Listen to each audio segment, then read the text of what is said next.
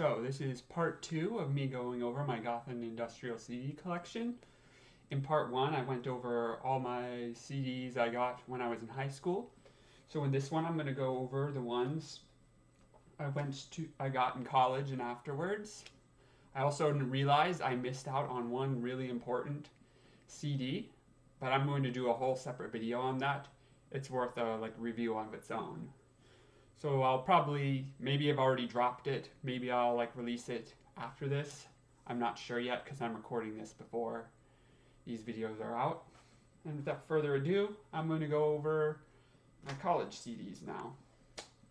So these first few I got for my 18th birthday. I got some money from my parents. I was already in college for a week or two. And I picked up all these albums with the money I got. It was all at Borders. The one year my college had a much better selection of stuff. So I got, first of all, Siouxsie and The Banshees. Sorry, Once Upon a Time and Twice Upon a Time. So these are the two singles collection, the Siouxsie and The Banshees from roughly, this one's from, I think 78 to 81. This one's from 82 to 91. So it doesn't have Siouxsie's last album on there, but it's got all the rest of the stuff. So what was cool about singles collections versus greatest hits is sometimes they would have multiple ones, and they'd have stuff that might not necessarily actually be that popular but was released as a single. So especially with UK bands, singles might not have ever been on the albums. So for example, on this first one, it's got stuff like Staircase Mystery and Playground Twist, two songs I actually really love off this first one. One of the two was a single only release. I forgot which one. So yeah, this one covers Siouxsie and The Banshees' first 4 albums. The Scream, Join Hands, Kaleidoscope, and Juju. It's kind of a weird cutoff point, I feel. A little bit arbitrary, but I guess they were already big enough by that point to have a singles collection. This one's only got 10 songs. It's not very long. But this is kind of their more punky and post-punky work, so if you're after that stuff, this is probably the one to get. And for this one, Twice Upon a Time, it goes from Kiss in the Dream House all the way up to, I believe it's called Superstition. Sorry, I forget the name. So this has got the more experimental Siouxsie stuff and some of the more pop-friendly stuff. This one's almost twice as many songs. It actually also has Face to Face from the Batman soundtrack. So I think this came out in 93 or something. Yeah, I like both of these. When I was in my freshman year of college, I wrote a whole review on this one for my class. I went into super in-depth details. That was kind of fun.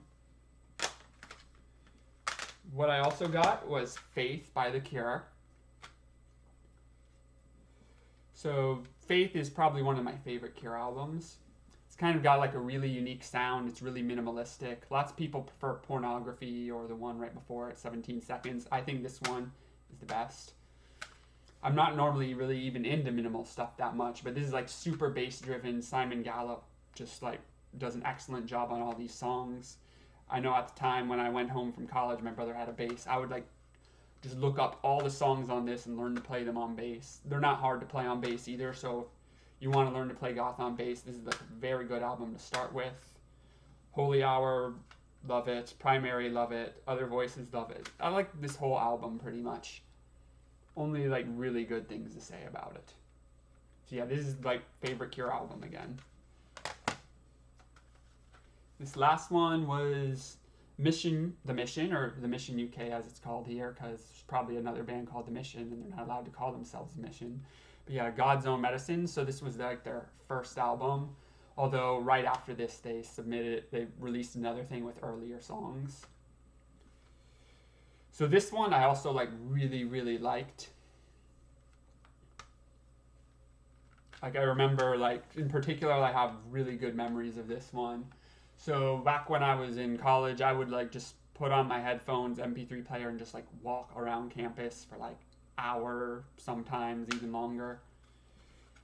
And the vibe of this CD is just really fit in with the good mood I was in at the time. It's oh, I'm free, I can go wherever I want.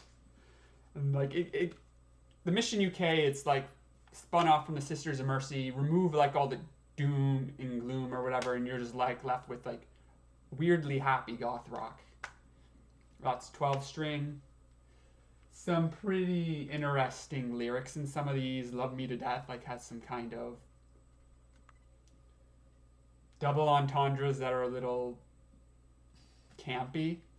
Blood Brothers, like immediately upon hearing it, I was like, this sounds really gay, and like in a good way, I guess, because like this singer sounds kind of gay when he's writing this song Blood Brothers, and it was about Ian Astbury of the Cult. And later on in an interview somewhere, like I heard Wayne Hussey, the singer of this band, quoted saying, "People think I want to fucking be Ian Astbury, but really I just want to fuck him," or it was something like that. It's like, I want to fuck Ian Astbury, not fucking be him. So like that was kind of like an extra interesting tidbit. So yeah, I really love this one. Big fan of the Mission UK. Okay, what else? Okay, yeah, so yeah, that was like early soundtrack to like my first semester of college.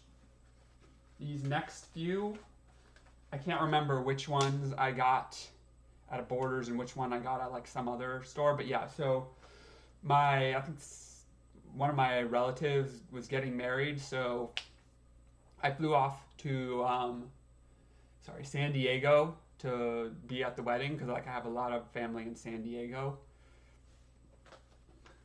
So went there. It was my first time ever on the West Coast, and my last time. I've never been anywhere in California other than San Diego that one time. It was in winter, so it was actually 50 degrees.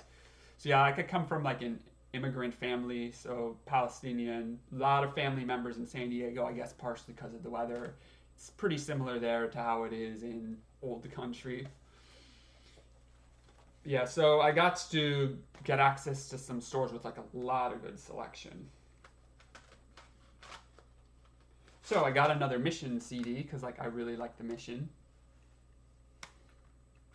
This one is Carved in Sand. It's not quite as good as God's Own Medicine, but it's still pretty nice. There's a lot more like iffy songs, but the good ones are like really good. I like love Sea of Love and Deliverance in particular. I also got Southern Death Cult. So this isn't like a proper album. This is pretty much just a collection of everything they ever did from random sources. Southern Death Cult was the band Ian Astbury was in before the Cult. So this is like a very post-punky sounding album. The guitars are almost a little bit surf rocky, but there's like a good variety of stuff on here. Some of the songs are like funk oriented. Some of them got a little bit of piano. Nice amount of variety. Really like it, even if the quality on some of these tracks kind of spotty because of how they were recorded. Yeah, Southern Death Cult wasn't a very long-lived band, so this is pretty much all we have of them. I also got Death Cult. So, contrary to popular belief, Death Cult is not a separate band from the Cult. So Death Cult was just what the Cult called themselves before they were the Cult. It's the same lineup. It's when Billy Duffy, Ian Astbury, and like the other people were in it. A lot of these songs were like, I'm not sure of a lot, but a decent amount of these songs were actually later re-released on the Cult's first proper album. This one's like an EP and a collection of a few other tracks. The sound of this album is a little bit less like trippy or hippie-ish, and it's like more like dark and aggressive, even with the same songs. Like the big single off this was God's Zoo. It's got a really nice remix of it, just like totally turns it into a different song, but still has the same vibe. In particular, I love this track Flowers in the Desert. It's kind of like an acoustic number that has the same lyrics as Flowers in the Forest, which is a more funk song off this one. So I think it's kind of interesting how they completely reimagined the song for this album. So yeah, I really like this one too. I mean, I like pretty much all of these. That's why I have them. I surprisingly have not been burnt too much on music. Another thing I got was Ogre. I got 2 Ogre albums. So if you don't know Ogre, Ogre is sort of I'm not really going to call it the side project of Nagvek Ogre from Skinny Puppy, because technically Mark Walk, I'm not sure if Mark Walk's still in Skinny Puppy, but he was during their like comeback in the 2000s. So it's like 2 of the 3 members of newer Skinny Puppy. And you can see where their sound kind of originated. These 2 came out before Great or Wrong with the Right and when Skinny Puppy was back. So they're kind of industrial-ish, but I'm not going to call them pop, but like they're kind of like a little bit more upbeat and catchy. And kind of weird. It's kind of hard to explain. It's like synthesizers, there's like a lot of weird cross modulation, filter sweeps, sync, all that stuff. Very electronic-y sounding. Really like the artwork on both of these 2. This one in particular I like because it's art by Roman Dirge, who did like the Lenore comics, if you've ever read those, or if you've seen like the Flash cartoon of it. Or like I remember in high school, apparently the character was like all over t-shirts. They were probably selling at Hot Topic or something. I don't think most people that wore those shirts in school like read the comic though. Maybe they knew the Flash animation, I'm not sure. Yeah, both of these I like quite a bit as well. Kind of like these better than like Great or Wrong with the Right even. These next few, again, I got on a trip, and I just realized one of them is missing. So in here, I have Mission UK Children. I don't know where the album is at the moment. It's somewhere. Wait a second. I will be right back. I'm going to stop this recording and continue. I apologize about that. I realized it was right behind me back there this whole time. But yeah, the Mission UK Children. So you can kind of see up here, it was originally £6 and now it's £3. Special purchase. So yeah, I got this at an HMV in London because I have my grandmother and my aunt live in London, so I would go and visit them regularly. So I got to like go to like some of the big record stores in London to get these. This wasn't at a big HMV, this was at a smaller one. I'm not sure how long this was sitting on the shelf, but unlike the other 2 Mission CDs I have in there that are remastered, this one is not. It says like AAD on the back. So this was back a really old version of the CD, back when they would mention which parts of the process of recording were analog versus digital. So ADD means it was recorded analog, it was mixed digital, and it was mastered digital.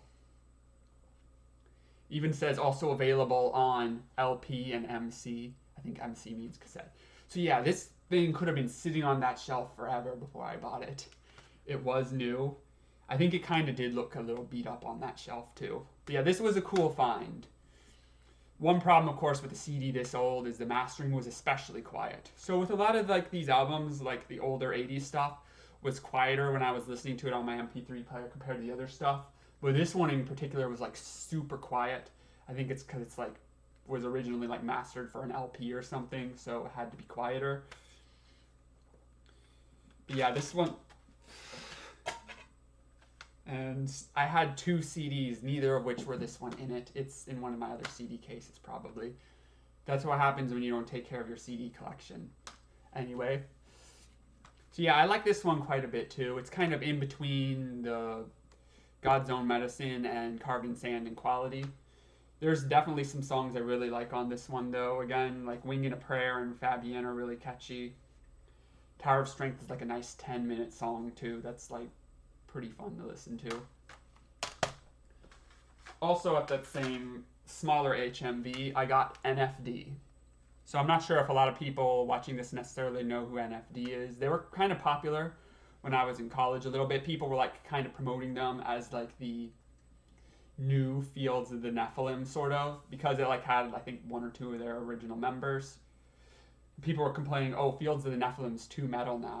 But like really when you listen to this, it's harder than the current Fields of the Nephilim album of that time. This is like more like straight up hard rock almost. Yeah, it does not have a lot of songs on it. 1, 2, 3, 4, 5, 6. This is like kind of like a mini album. Can't really call it an EP, can't really call it an album either. It has 2 remixes bringing it up to 8 tracks, but there's not a lot on this. And it like has a few like video stuff on it too, which is kind of cool. But yeah, this was a band that was kind of like hyped up at the time that like no one really remembers anymore. I mean, I'm sure there's still people who like them, but they weren't like, they're not the hot new thing anymore. Speaking of which, I also got Fields of the Nephilim, their album at the time, Morning Sun. And like you're gonna see these prices in pounds. So just to kind of clarify with the exchange rate, a lot of these ended up being a bit cheaper than I could get in the US. And that was like really cool as well. It's like, oh, found all these CDs in this big HMV, and like they're slightly cheaper even, which was great. So this is their album at the time. People complained about it being too metal, but I don't feel like it was like that hard. It felt more like kind of like a mix between like Fields of the Nephilim and Killing Joke a little bit. So it was like some hard stuff, but it was like kind of almost more of like a ritualistic sound. It's not like a straight up in your face heavy sound. There's only like one or two like really hard in your face stuff. The rest is more atmospheric a little bit. It's got a really cool cover of In the Year 2525 that kind of scares the shit out of me. So yeah, I really like this one a lot. I feel like it's underrated. I like it better than their previous album. I kind of forget the names now. The one that came out in 1990. There was Dawn Razor Fields and Nephilim, and like that third one, I forget the name. And this is kind of embarrassing, but like I felt that one was too Pink Floyd. This one like has a better atmosphere a little bit, at least my feelings, because it's got like more of a Killing Joke vibe to it. Okay. I also got Alien Sex Fiend. So Alien Sex Fiend, this is like their singles, 1983 to 1995. This is like one of the albums I ended up listening to the least, honestly. There's some like really good songs on here, and there are like others that are like so-so. I like the more like punky stuff as opposed to like the electronic stuff. With one exception, I really, really love Bun Ho. And it's kind of like a joke song. It's just like some electronic song where it's just like Bun Ho. And like it's, if you know like Yellow's Oh Yeah Ferris Bueller soundtrack, it's like kind of like a silly song like that. But I like really love that one. It's kind of fun. And it's even got like a remix of it, which is kind of cool. I also saw there, when I was there, I saw Sex Gang Children. I did not end up getting that one because, again, I still didn't have that much money, so I like had to be picky about what CDs I bought even when I saw them. Yep, so my like visiting family in London was like pretty fruitful for getting all like this new stuff. So this one is Bella Morte, Where Shadows Lie. This is not the only album of theirs I got around that time. I ordered two from Amazon, but this is the one I liked more, and the other one, A Beautiful Death, which was new at the time, I wasn't crazy about. Kind of felt more like mainstream hard rock or whatever. But this one, this is like dark wave, like almost 80s style dark wave mixed in with some like more modern Rompler synth sounds. So like you'd have like the choirs and strings and pianos in there, in addition to some of the synthy stuff, almost a little bit like Depeche Mode. This is like one of my favorite albums of like all time. Big influence on some of the music I've kind of worked on myself, just messing around with synths and stuff. Unfortunately, I lost this album in a car accident. I only have the case left, but fortunately I like ripped it. Of course, at the same time, maybe that's kind of prescient of something, because later on the singer kind of was under like a lot of fire for like emotional abuse of like multiple people. That kind of makes this album hard to go back to, even though it was like one of my favorites, which is kind of a shame. I did end up meeting like one of the other member who's doesn't have allegations against them once briefly at a haunted house of all places. I mean, it was his new band, they were playing a haunted house, and it was like, that's kind of like an interesting time. I can get someone to drive down to me deep far in Virginia to see this, and I actually ended up meeting him. He like pointed out my Bella Morte shirt, and we like talked for a few minutes, and that was kind of cool. But yeah, hard to go back to this one, but at the time this is like one of my favorite records, or I guess CDs, it's not a record. Okay, and this is like the last one I got in college. Another Ogre album, Devil's in My Details. It's different from the other Ogre albums. Like, remember this one being well received and people saying they like this better than newer Skinny Puppy because they feel like it's got like a darker sound. So the background behind this is, so Nybeck Ogre from Skinny Puppy was in this movie called Repo, the genetic opera. It's kind of like an opera, kind of like edgy or whatever. But yeah, he ended up meeting this like horror movie voiceovers guy or whatever. And he got him to do some spoken word bits on this that are like really nice. I love the spoken word bits interspersed in the songs a lot. So this was like recorded as just one long session all at once. But there are still like distinctive songs, and it's some weird stuff. Like in particular, White Van like has some weird warped vocals.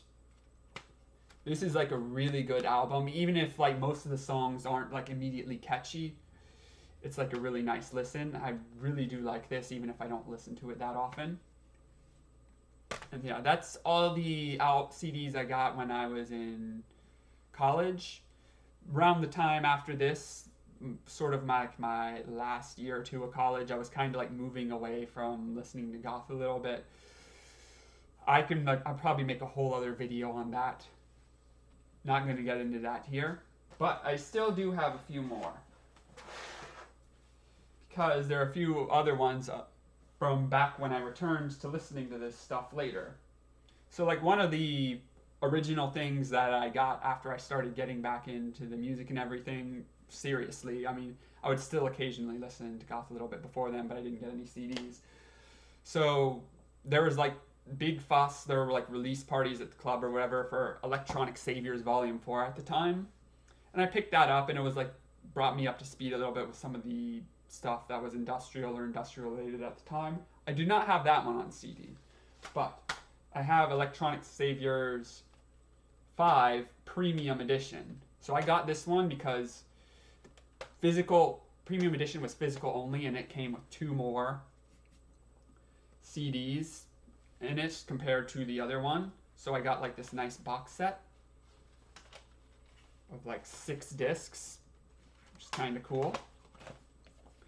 And I like have some like nice positive memories of this in particular because like at the time I was starting to go up in clubs in Baltimore, so on the long drives there, popping in one of these was good because these are all like 17, 18 track CDs, and there's 6 of them, so shit ton of music. And especially I remember I was listening to one of them when I was driving up to Baltimore Pride, which was the first Pride I ever went to. That was kind of cool. So I got like fond memories of this one. And it came with a bumper sticker that's still on my car. And these last 3, I'm not sure the order I got some of these in. But this one, it looks like a book. I thought it was a book when I bought it. It actually came with a CD. I have the CD in the Bella Morte case because I wanted to like put it in a proper case. But yeah, this is for Monica Richards' album 90s. I think I pronounced that right. I don't know. So it comes with like a book with like art Monica Richards. I can't show you that one, but Monica Richards did. And lyrics and everything, which is really cool.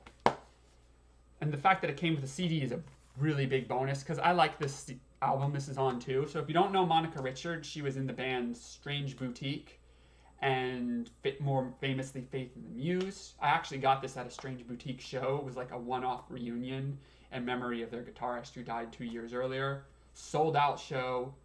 The crowd was interesting. Like, not many people were into goth music there. Just like me, a few people I knew, and like 1 or 2 other people. And then like a bunch of like older people that would probably listen to them because they were part of the punk scene or whatever. Almost had some guy threatening us there or something, which was kind of like stressful.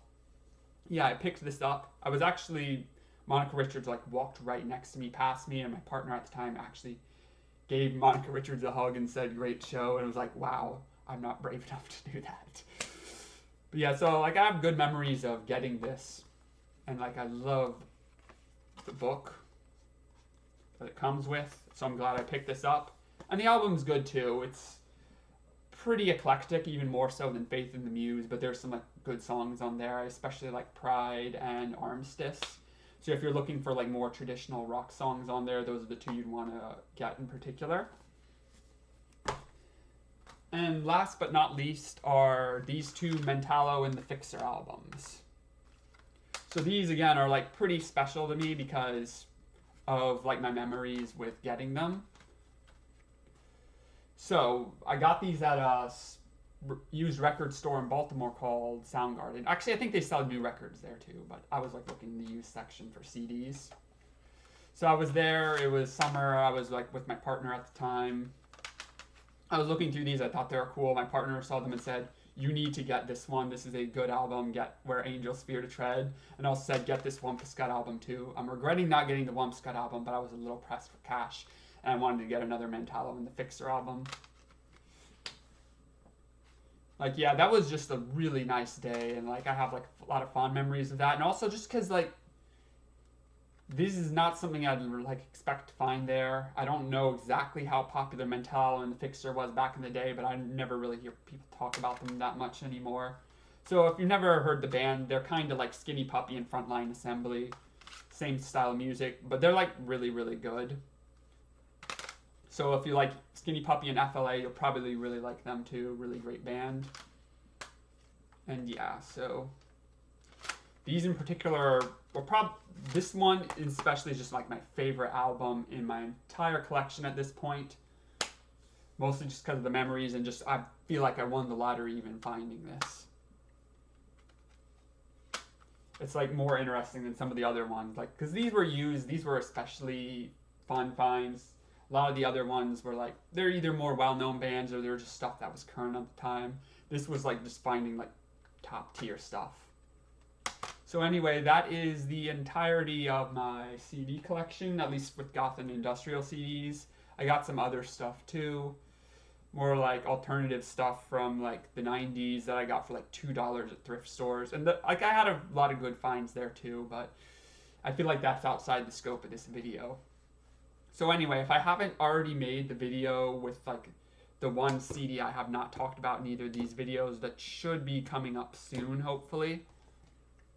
And I guess in the comments, if you want to like name any albums like that you remember or have any good memories of, feel free to do so. Be sure to like and subscribe. I'm on Facebook, I'm on Instagram. You can follow me on those if you want to. Both illustration links. And I will see everyone in the next video.